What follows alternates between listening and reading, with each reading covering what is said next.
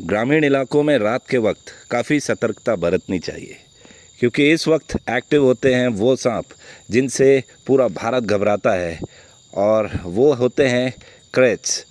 दोस्तों, इस वक्त जिसे आप अपनी फ्रेम पर देख रहे हैं ये करेत नहीं है।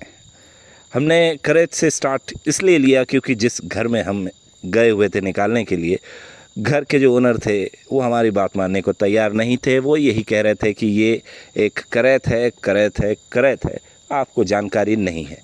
तो मनोज जी इस वक्त हमारे साथ हैं।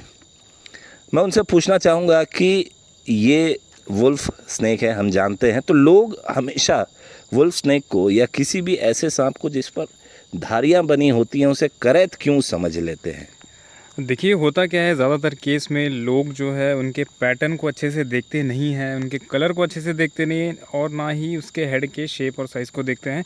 लोग बस अगर सांप उन्हें दिख जाता है, अगर उनके शरीर में किसी भी तरीके की धारियाँ होती है तो वो करेत ही समझ लेते हैं, या फिर अगर धारियाँ नहीं होती हैं तो उसे कोई और समझ लेते हैं। वो आइडेंटिफिकेशन से उनको कुछ लेना देना होता नहीं है। सांप मतलब सांप ही, ऐसा उनको ऐसा ही बताते हैं कि सांप आ गया है।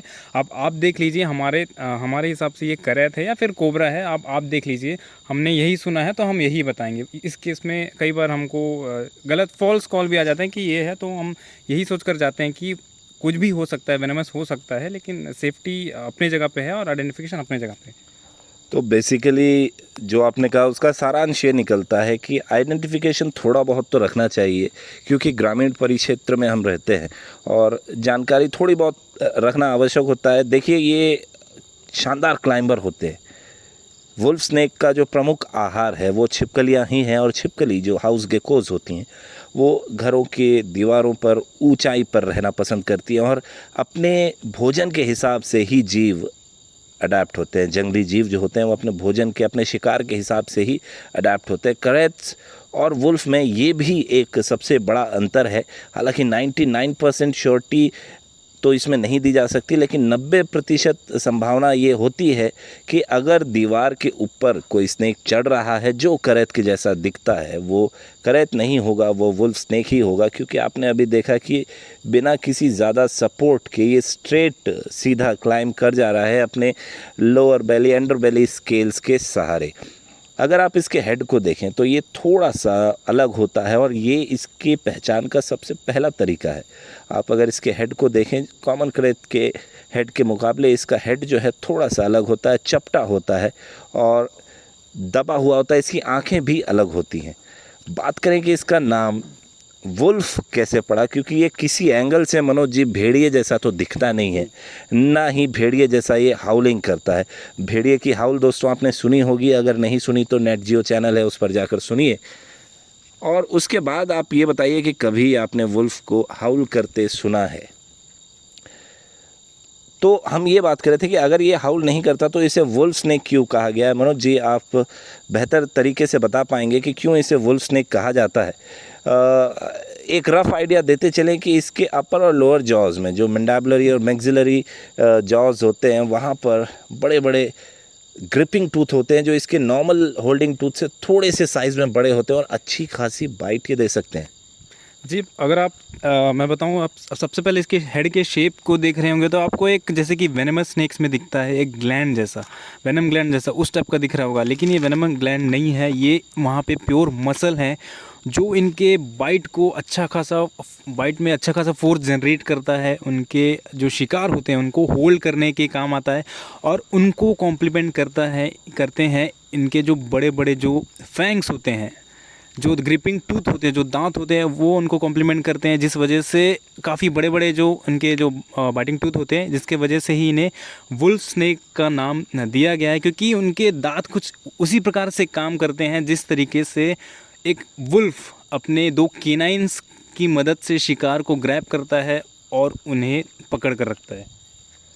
दोस्तों, अक्सर देखा गया है कि वुल्फ जो होते हैं बहुत तेज़ तर्रार होते हैं। नॉक्टर्नल स्नेक है, एक्टिव ड्यूरिंग नाइट है ये, और काफ़ी ज़्यादा तेज़ भी होते हैं, लेकिन हमेशा हम जो बात कहते हैं relating to the behaviour of snake, सांपों का जो व्यवहार होता है उससे संबंधित जब भी हम बात करते हैं उसमें हमेशा एक चीज़ हम मेंशन करते हैं कि आपका व्यवहार जीव के प्रति कैसा है, इस पर बहुत कुछ निर्भर करता है। अगर आपने जीव के प्रति सम्मान बना कर रखा है, एक निश्चित सुरक्षित दूरी उससे बना कर रखी, आप ज़बरदस्ती उसे पोक नहीं करते हैं, हेड होल्ड नहीं करते हैं, बेकार में उसे आप छूते नहीं हैं, तो सांप का जो बिहेवियर है आपके प्रति अलग होता है, वो आपको ख़तरा महसूस नहीं करता है। और इसका जीवंत उदाहरण आप इस वक्त देख रहे हैं कि कैमरा पर्सन दीपक जी इस वक्त कैमरे के पीछे हैं, वो नज़दीक हैं लेकिन उनका मोमेंट जो है वो एकदम कंट्रोल्ड है।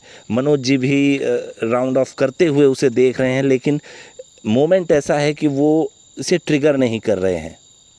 तो दोस्तों, इस प्रकार से अगर आप बिहेव करें तो सांप भी पैनिक नहीं होगा, और अगर आपके घरों पर सांप निकल आता है तो आप उसे निकलने का रास्ता दें। Escape is the best way of defence for animals. जानवर जो हैं एस्केप करके बचना ज़्यादा पसंद करते हैं। और यहाँ आपने देखा कि ये उतर गया और अब ये धीरे धीरे आगे बढ़ रहा है, और जैसे ही इसे हमने ज़मीन पर उतारा इसकी रफ़्तार जो है थोड़ी सी बदल गई है और अब ये आगे बढ़ना चाहता है और जंगलों में ये खो जाएगा। शिकार की बात करी हमने, हाउस गेकोज़ को ये खाना पसंद करता है। जंगली इलाकों में गार्डन लिजर्ड्स भी इसका पसंदीदा भोजन है। स्किंक्स भी ये बड़े चाव से खाता है। और जिस टर्म का हम यहाँ इस्तेमाल करना चाहेंगे कि करेत के जैसा दिखता है, वो है बेटिशियन मिमिक्री, जो जानवरों में बहुत आम होती है और ये इनकी सुरक्षा का एक तरीका है, ये अपने आप को इसमें सुरक्षित कर पाते हैं। जी, बेटिशियन मिमिक्री की बात करें तो वो तो करते ही हैं, लेकिन एक वुल्फ स्नेक जो ऐसा सांप होता है जो अपने जो भी इनके इनको शिकार समझता है या फिर इनका शिकार करने आता है, उन्हें एक अच्छा कंपटीशन, अच्छा फाइट देते हैं। ये बाकी सांपों जैसे कि कई सॉफ्ट स्नेक जैसे वाइपर्स हैं उनके जैसा वीक नहीं है अगर कहा जाए तो। ये काफ़ी स्ट्रांग होता है, इनका बाइट फोर्स जनरली बहुत ज़्यादा होता है और अपने शिकारी को अच्छा खासा कंपटीशन देते हैं, फाइट करते हैं। अगर उसके बाद जो होता है वो तो बात की बात है, लेकिन शिकार होने से पहले एक अच्छा खासा फाइट देता है उन्हें। तो दोस्तों, इस वीडियो के ख़त्म होने से पहले आप सब्सक्राइब का बटन ज़रूर दबाइए, क्योंकि सब्सक्रिप्शन आपको यूट्यूब का फ्री में ही मिलता है और फ्री में देते हैं हम ज्ञान, जो आपको स्नेक्स से रिलेटेड ज़्यादातर चैनल्स पर नहीं मिलता। खिलवाड़ देखना हो, तमाशे देखने हो, सर्कस देखना हो तो आप एशियन चैनल पर ना आएँ, लेकिन अगर आप दिलचस्पी रखते हैं सांपों की डिटेलिंग में तो एशियन चैनल आपके लिए ही है। नमस्कार, जय हिंद, वंदे मातरम।